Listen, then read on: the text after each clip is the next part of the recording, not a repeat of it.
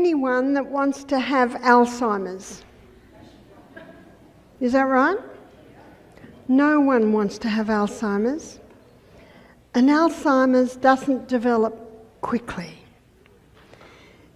In fact, some people might think it does because they suddenly start to have some lack of memory, they start to have a few things, but it actually hasn't developed quickly. It's developed over a long time. See, what we do in our 20s is revealed on our 40s. What we do in our 40s is revealed in our 60s. What we do in our 60s is revealed in our 80s. And in my last lecture, I drew our brain, and I'm going to draw it again. And we're looking at the prefrontal cortex, and I'm sure you'll remember that the prefrontal cortex has 4 functions, and these 4 functions basically go down when someone has Alzheimer's. So when someone has Alzheimer's, how's their intellect? It's not very good, is it? How are their reasoning powers? Not very good. How is their judgment? Terrible. And so as you can see, that when someone has Alzheimer's, the part of the brain that is directly affected is the prefrontal cortex. And because the intellect and reason and judgment are gone, the decisions are terrible.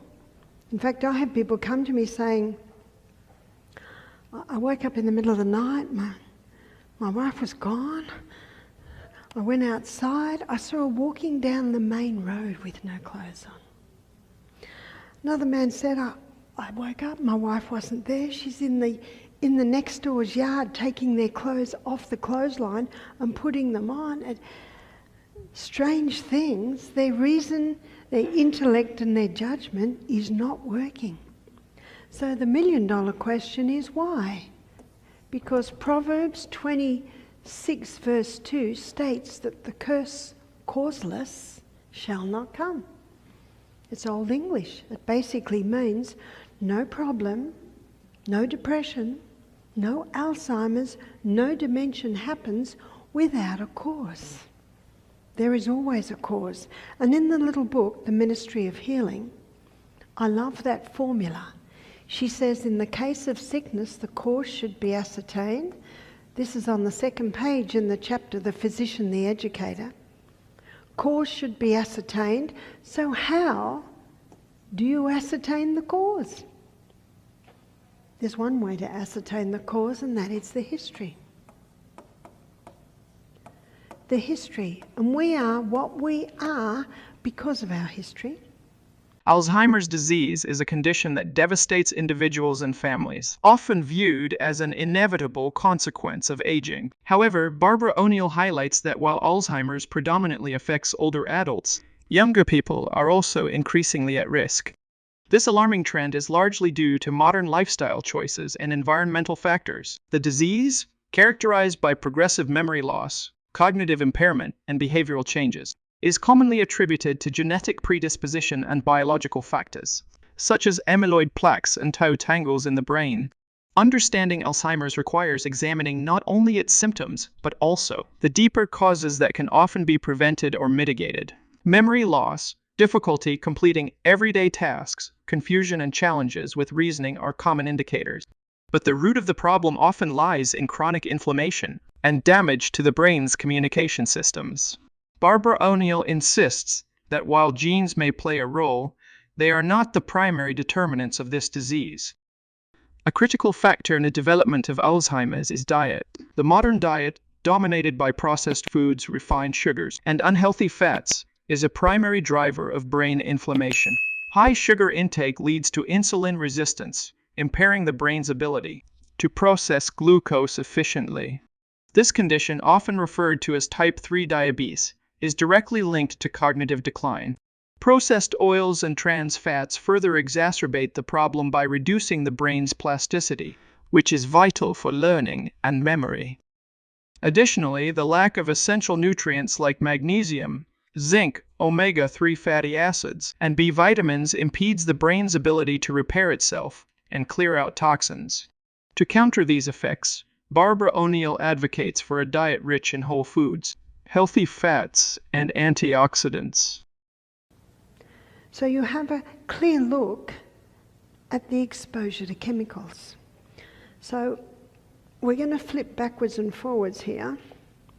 So we'll look at the sustain me principles, because the sustain me principles directly affect the functioning of the brain. The brain and the eyes are connected. In fact, the eyes are an extension of our brain. And this is where sunshine is very important to the brain. It needs sunshine. The brain needs sunshine, and it gets it through the eyes. Water. Our brain is a hydroelectric system. Sleep. We're going to have a look at 9:30 tomorrow morning, all the processes that happen while we sleep, but we'll touch on it tonight in its relation to Alzheimer's. Trust in God. Anxiety. Depression, which is really a lack of trust in God, can all contribute. Abstain. There are many things that are damaging the nerve cells in the area of chemicals, environmental poisons, especially mercury, moles, all having an effect to interfere with brain function. Inhale.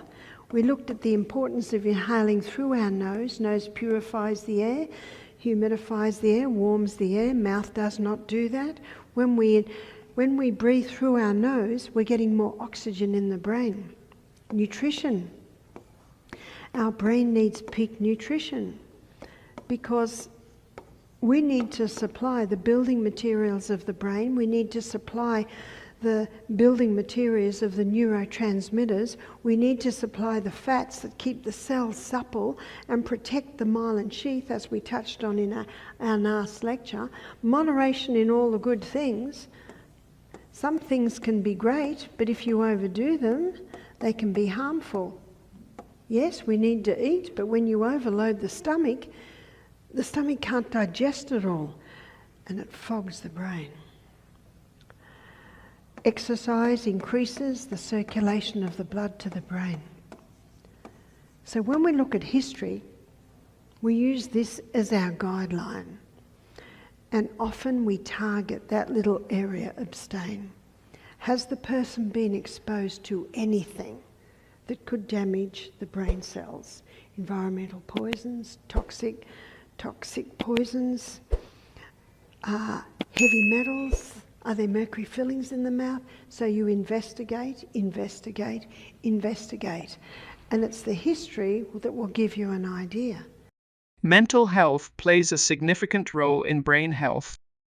Chronic stress and depression are closely linked to the development of Alzheimer's, as they elevate cortisol levels that can shrink the hippocampus, the brain region responsible for memory. Prolonged periods of loneliness and emotional distress further increase vulnerability. Barbara O'Neill emphasizes the importance of managing stress and fostering emotional well-being through mindfulness practices, social engagement, and creative pursuits. Sleep deprivation is another overlooked cause of Alzheimer's.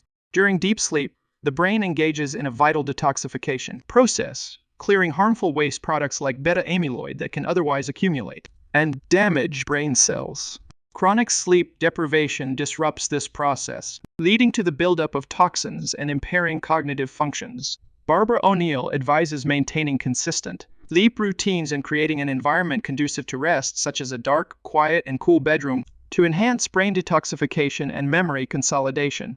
Physical activity is an essential preventive measure against Alzheimer's.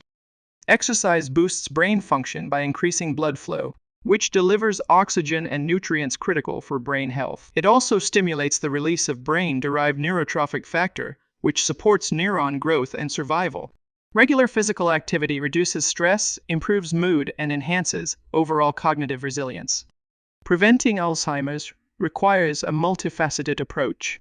A brain-healthy diet is fundamental, emphasizing nutrient-dense foods such as leafy greens, colorful vegetables, nuts, seeds, and fatty fish rich in omega-3s.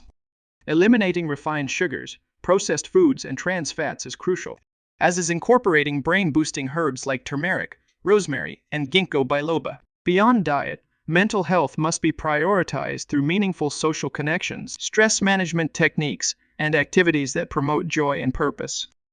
Detoxifying the body is equally important. Drinking plenty of purified water, eating organic produce, and avoiding products containing harmful chemicals help reduce the toxic load on the brain. If you enjoyed this content, don't forget to click the like button, hit subscribe, and turn on notifications to stay updated with our latest videos. Thanks for watching, and we'll see you in the next one.